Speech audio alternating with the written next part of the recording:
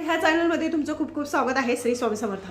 आज मी तुम्हाला सांगणार की असे भरपूर मुलं आहे, मुली आहे, त्यांना कामांमध्ये अडथळे निर्माण होतात. कोणतंच काम होत नाही किंवा आपण भरपूर प्रयत्न करून सुद्धा आपली कामं होत नसतील किंवा तुमचं लग्न होत नसेल. असे भरपूर मुलं मुली आहेत की ते शिकलेले आहेत, व्यवस्थित आहेत, चांगले आहेत, तरीसुद्धा त्यांच्या याच्यात काहीतरी अडथळे निर्माण होतात. लग्न होत नाही, लग्न जुळलेलं लग्न मोडतात किंवा मुलगी पसंत येते तर मुलगा पसंत येतो, असं होत असतं. तर त्यासाठी आपल्याला असा उपाय सांगायचा आहे.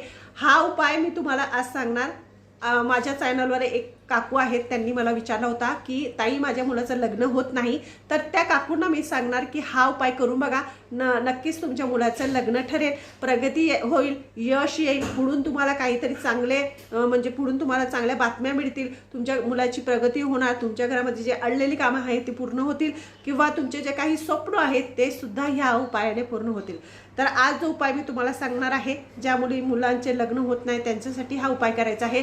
तर त्यांनी काय करायचं, हनुमंतांच्या मंदिरात 11 मंगळवार तुम्हाला हा उपाय करायचा आहे.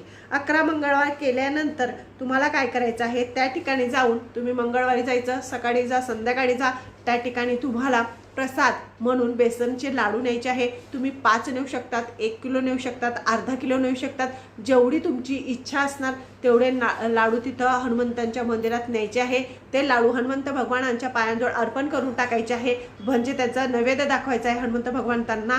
आणि त्या ठिकाणी बसून तुम्हाला हनुमान अष्टक म्हणायचं आहे. हनुमान अष्टक त्या ठिकाणी म्हणायचं आहे.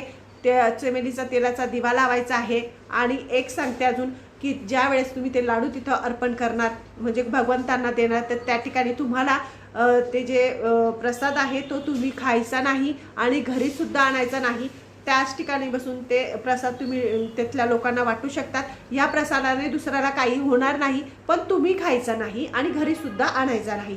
आणि त्याच ठिकाणी बसून हनुमान अष्टक तुम्हाला म्हणायचं आहे. असं तुम्ही 11 मंगळवार करून बघा. तुम्हाला आपोआप अनुभव यायला लागतील आणि समोरून तुम्हाला मागण्या येतील, तुम्हाला यश मिळेल, तुमच्या कार्यांमध्ये जे अडथळे आहेत ते सुद्धा समाप्त होतील, प्रगती होईल आणि अडलेले कामं पूर्ण होतील. तर हा उपाय खूप मनोभावेने आणि श्रद्धेने करून बघायचा आहे, कारण की हनुमंत भगवान हे आपल्या हाकेला धावत येतात. आपण जर त्यांचं नामस्मरण केलं, त्यांचं नाम जाप केला, तर नक्कीच ते आपली कामना पूर्ण करत असतात. आणि मंदिराच्या ठिकाणी खूप खूप जास्त प्रमाणात सकारात्मक ऊर्जा असते.